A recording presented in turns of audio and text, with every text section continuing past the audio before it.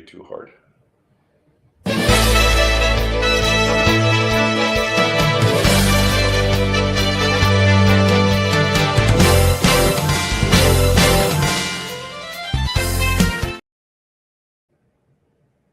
Oh, Linda, how you doing today? I'm doing fabulous. How are you, Sam? I'm excellent today. It's a little chilly here in Florida. I know that from my time in Wyoming and your time in Colorado, it's not chilly. It's actually a heat wave. I was gonna, although I was talking, texting with our friend Christian last night, and he's in Dallas, and I think Denver was warmer than Dallas yesterday. Yeah, we're at 58 now. This time of the day, we're usually a lot warmer than that. And this morning when I got up, it was 39 degrees. Well, um, it's funny. Even the dogs, I have two little dogs, and they waited as long as they could to go out this morning. No, don't want to do that. They put their nose out the door, come back in. Well, it's really kind of funny. We, like I said, we moved down from Wyoming in 2017, and 50 degrees, and you're out, That's a at the heat wave that's in a winter. beautiful day. That's a beautiful day in January in Cheyenne. You Yeah, betcha. it is. It is. So we have our title is have we really forgiven and forgotten? And we had a little bit of a discussion beforehand, and from Psycho-Cybernetics by Maxwell Maltz. That's a really good book. If you haven't read it, it's one of the. It's just a really good mindset. But I'm reading out of the updated and expanded by oh boy, what's the gentleman's name? Uh, anyway, it says here on page 176, yeah, 176, forgiveness is the scalpel that removes emotional scars. I can That's forgive, such a cannot visual. forget only another way of saying I will not forgive, said Henry Ward Beecher. Forgiveness ought to be like a canceled note, torn in two, burned up, so that it never can be shown against one. That's a That's really interesting statement on forgiveness, especially coming from a pastoral side when you tell people you need to forgive, but you know, you got to remember the hurt. And I've given that advice. And so, especially in cases of abuse and things like that, it's tough. And we were discussing beforehand my situation, and here I believe that I had forgiven the guy who abused me and all this kind of stuff, and did the burn letters, do all that kind of stuff. And then, be driving to work one day and it's like, man, I had to call that prosecutor up there, or I had to do this, or I had to do that. Then I haven't have I truly forgiven? and it's such a hard subject because we don't always, like, when I look at things like what happened in Germany in World War II in the concentration camps. Yep. Should we forget that? Yeah, yeah, you're right. And that's one of those things where, if we ignore the history, then we're bound to repeat it. Right. And so, um, a lot of those people now have already passed away. There's a few that are still alive, but um, that's something that the world can't forget. And I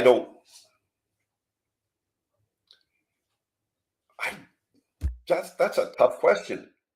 I don't know that you. And maybe what that is the individual. It's Yeah, on an individual basis. You don't forget the right. history, but Yeah, you have to let go of the rage and the hurt and the bad yeah. feelings. Yeah, on an individual basis, I think that, like I said, if you try to forget history, it will repeat itself. Um, on the other hand, when it comes down to the personal side of it, and I don't know what I would or could have done if I'd had to live through that. To be honest with you, I don't know. to be able to forgive the atrocities. I would have to say, knowing myself, I don't think I would be very forgiving. Definitely. I would love to think that I had that capacity, but I honestly don't know if I would. Yeah. So, but so he talks about um, forgiveness is not a weapon. I'll back up just a little bit. So your forgiveness should be forgotten as well as the wrong which was forgiven.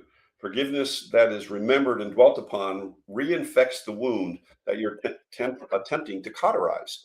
So if we're trying to um, get past the situation, get past the person who burned us, I think about the business loss that we had a few years back, and every once in a while it pops back up. On the other hand, the entity that I really had to forgive was the federal government. And so it's one of those, I still think it was wrong.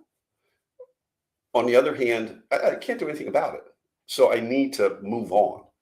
And I don't know And I if there's, think, go ahead. go ahead. I don't know that there's really any one person that needs to be forgiven. And so, I mean, we did everything legally and right and everything else, and the federal government came in and shut this particular business down. We lost a fortune. So, but we've moved on from that, right? We did what we needed to do to get out of it, and went from there. The next line says, if you're too proud of your forgiveness or remember it too much, you're very apt to feel that the other person owes you something. And, you know, I know it's tough. Forgiveness is tough. Forgiveness is so tough, but I know even when Paul was giving his talk on forgiveness, you need to forgive and let go, not for them, but for yourself. Right. Because more than likely, they don't even know. You're not on their radar. They're not running around going, "Oh, I got him good, da da da da da," whatever. No. More than likely, there's not that kind of a deep personal connection. Yeah, you're right. And even if there is, the one suffering by you not truly forgiving and, for the sake of the verbiage, forgetting, the only person that hurts is you. Right. Now, I would say I don't want to forget so much that I put myself in that same position with that person again, unless it truly was inadvertent. But then again, that puts us in the place of judgment. Yeah. Forgiveness is such a deep It's subject. a lot deeper subject than people think. And we have all of these phrases and things that make it sound very flippant and very easy, but it really isn't. It's not. No. Because forgiveness is very emotional. Mm-hmm. And that emotion drives our logic. Yeah, exactly. I think of a situation that I'm mostly familiar with in our family, and happened, I think, before I was born. And there's one or two people still alive, because it involved my grandfather on my dad's side, who died not long after I was born. And his wife died right after I was born. And it involved money. and the family still talks about it. Like I said, most of the people involved in the whole situation have passed. Right. I'm the one person uh, that I'm not sure of, because basically what happened is the family became alienated. And my cousin, in all the research and stuff like that, when she discovered not the financial side of it, um, my dad and her mom, when the brother and sister, remembered the situation, and there was still a grudge there. There was still, so there was no forgiveness. You know, um, uh, And you have to wonder how carrying that for years and years and years, how that's affected, yeah, how it yep, affected their daily life, their relationships. hmm So hmm it's usually, I don't know if anything ever stays just between two people no, no, because there's talk, there's rumor, there's other people can see the interaction and maybe how it's changed. It's very difficult, and I think probably one of the most human things we can do is the best way to fully release or forgive and forget is to release it all yeah, to God or whatever higher power you believe in. right, It's not really a burden we should be carrying all the time, and that's exactly what it is. If you do not forgive and let go and forget, mhm, you are carrying a burden. yeah, yeah, and so many times, and even in churches and like some of these 12-step programs and things like that, forgiveness is more of a we're recognizing that we've been harmed or we've harmed somebody or whatever, but we're willing to forgive. But here's the thing: we forgive every week. We forgive every session that we go to. I forgive this person that harmed me. Um, well, you're still thinking about it. Right, because you haven't fully released it. Right. And then that's a and like you said, they're probably not it's not in their mind, and you're holding on to it, and it's like a cancer. It's just it affects, if it's a relationship thing, it's going to affect every relationship that you have. And the hardest person to forgive and forget about is yourself. Yep.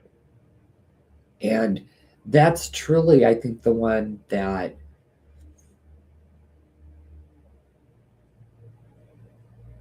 affects us the most. Because, Yeah. when you think about it, we need to be able to forgive and forget, especially with people that we spend time with. And we have to, you have to interact with them all the time, whether it's somebody at work, whether it's somebody in your immediate family. And then when you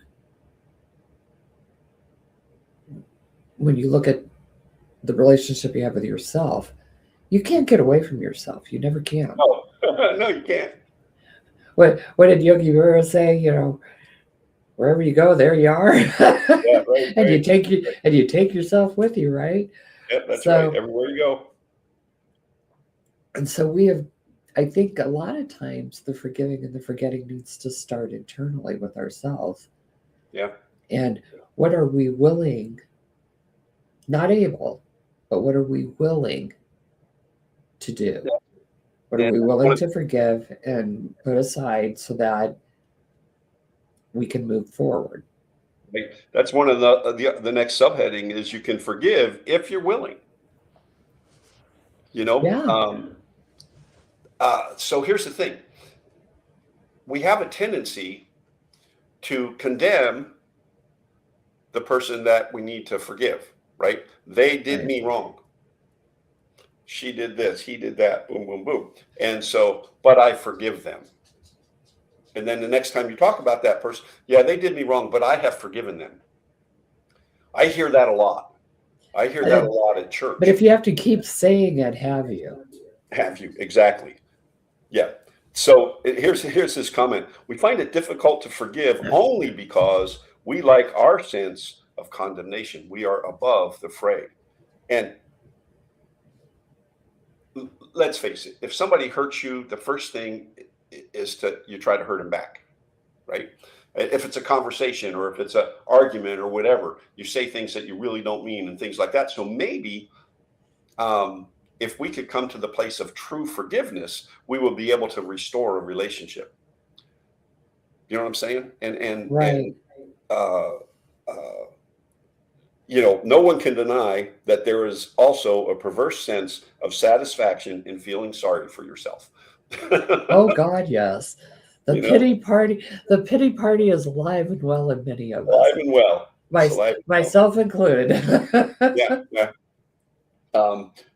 And then what's your reason? Now, maybe the reason is strictly therapeutic. Okay.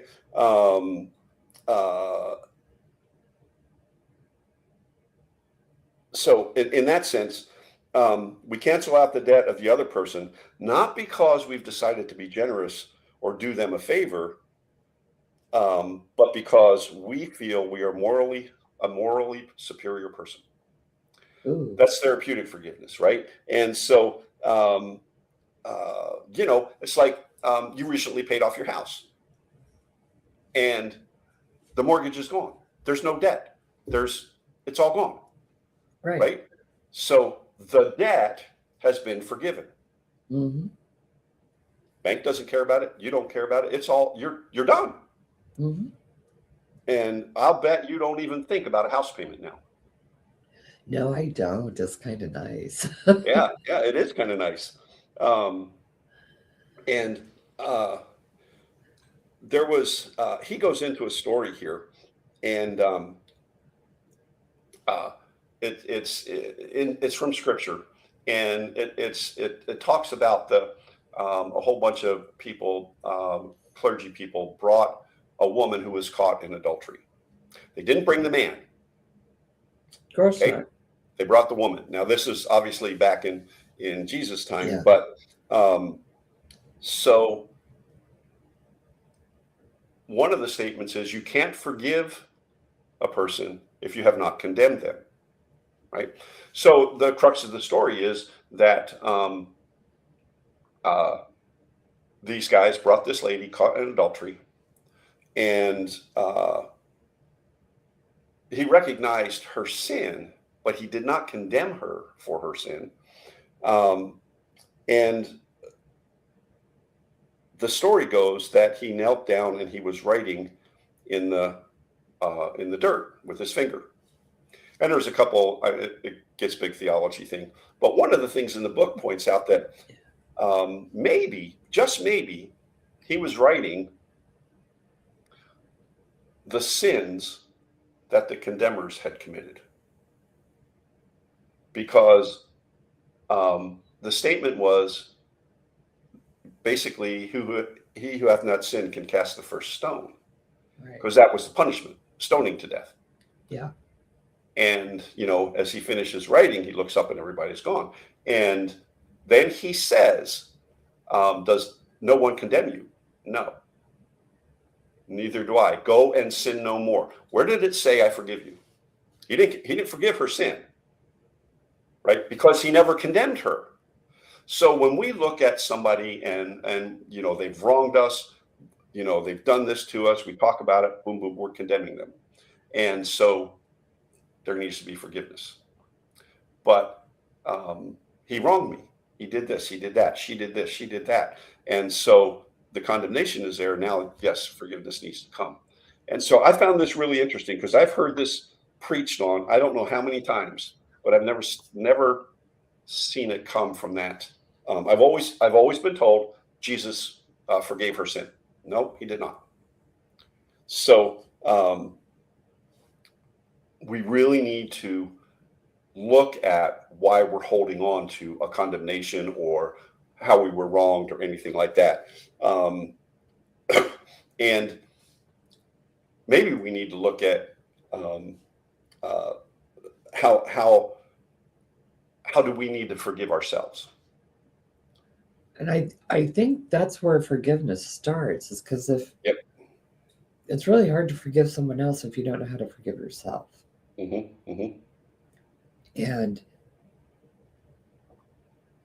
we kind of have a habit of, I know when I'm in my pity party, the world's against me, everything's about me.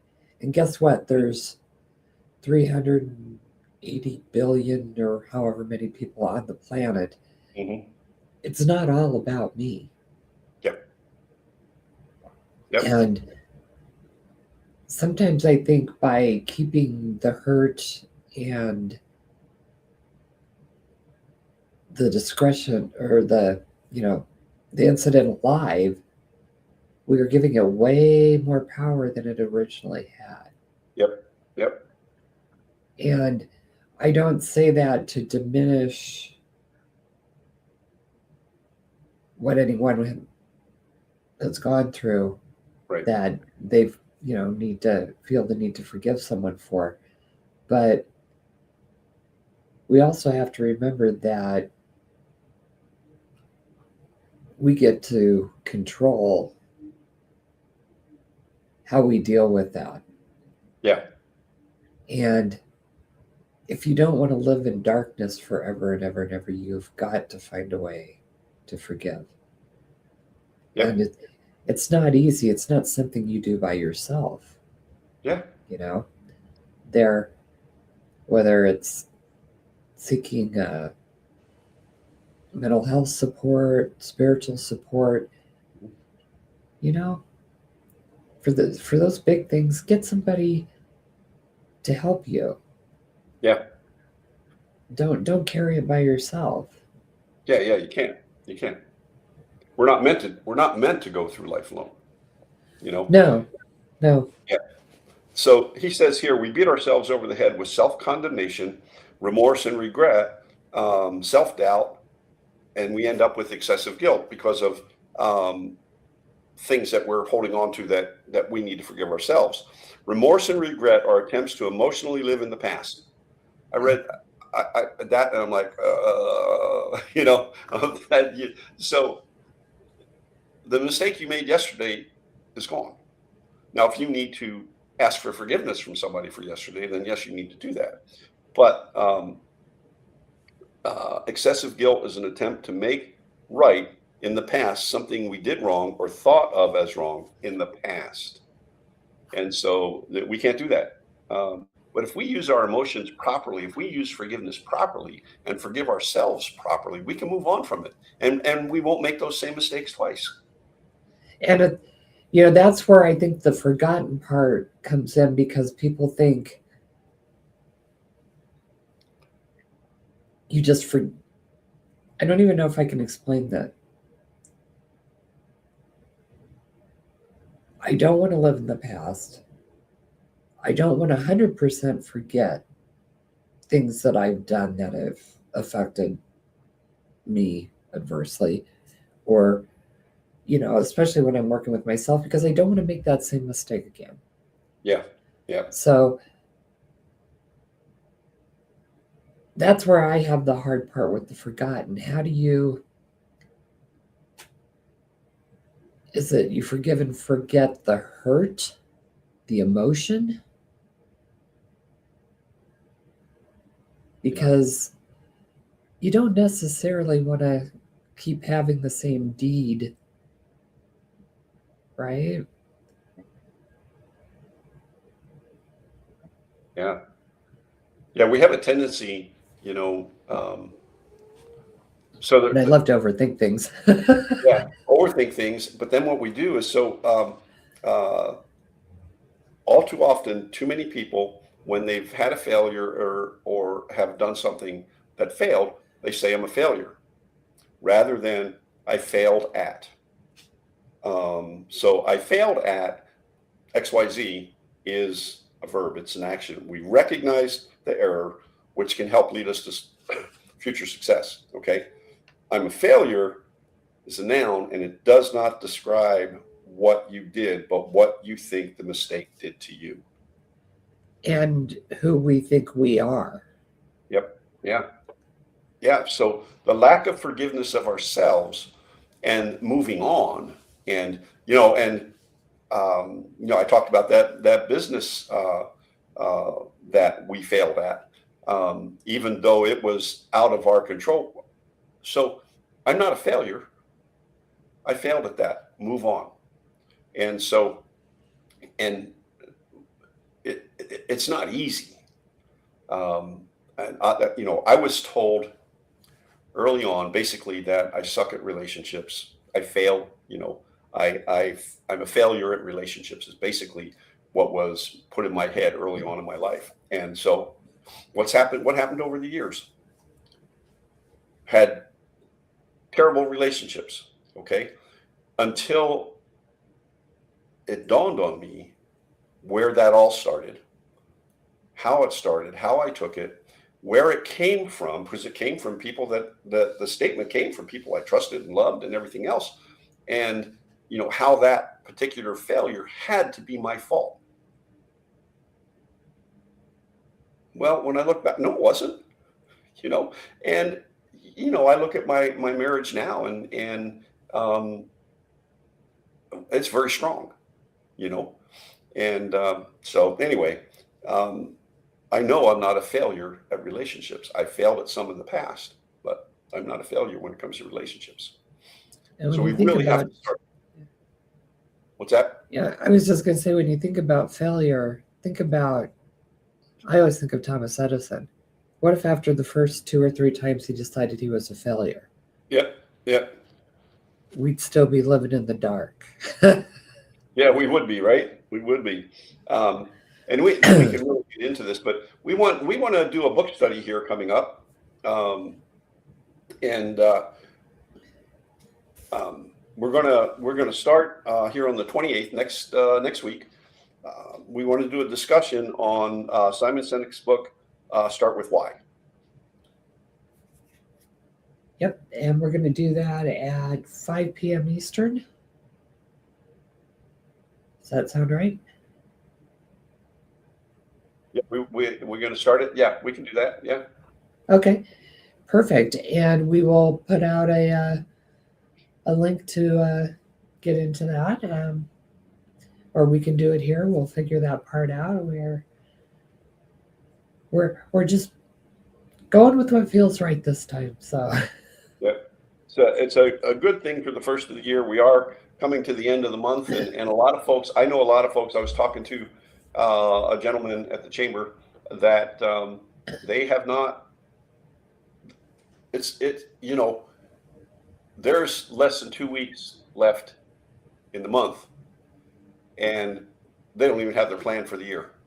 yeah, And they got, I don't know, the holidays caught them off guard, and then all of a sudden it's, today's the 21st of January. We got 10 days left in the month. So, and I think things have been in such upheaval for a lot of people this yeah, last year, and everybody's kind of gotten off track. And that's one of those things where, you need to feel the feels, but then you also need to continue to move forward. And right. and that's always a hard thing too. But everybody's kind of a little out of kilter right now, Filter, yeah. and Yeah. and I had a and that's coaching. what I love about this book of Simon's is Yeah. give Yeah. you a starting point. Yeah. It was interesting. I had a coaching call last night with a gentleman, and I had asked him last week, where you at? What's your word? What's your why for this year and stuff like that? And he made a career change and all this kind of stuff. And last night he said, you really caught me off guard with the why. Well, his why has changed. And so, and the reason it's changed is because he had accomplished a lot of the things that was his why for doing what he was doing.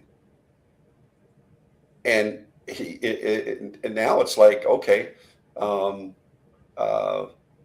what's the next step for you? So now, okay, so he's married, which he wasn't when he initially did his why. And I said, are you going to sit down and talk to your wife about it? because you got to be on the same page. You know, she has to understand what your why is, and you need input from her about what her why is, and then how can you bring that together. And so it's really interesting where people are at right now. Like you said, there's so much going on in the world. People got behind the 8 ball, and now it's time to move forward. So join us starting next week for What's Your Why with Start With Why with Simon Sinek. And we want to have a discussion. So we'll figure out a way to open up the links so that you can either ask your questions or get in on the call. You bet. We'll get that posted.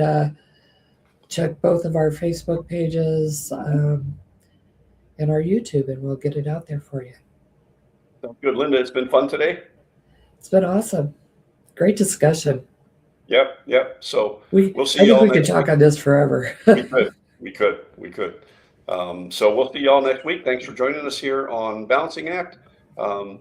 Thanks again. Live intentionally, be very blessed. See you soon.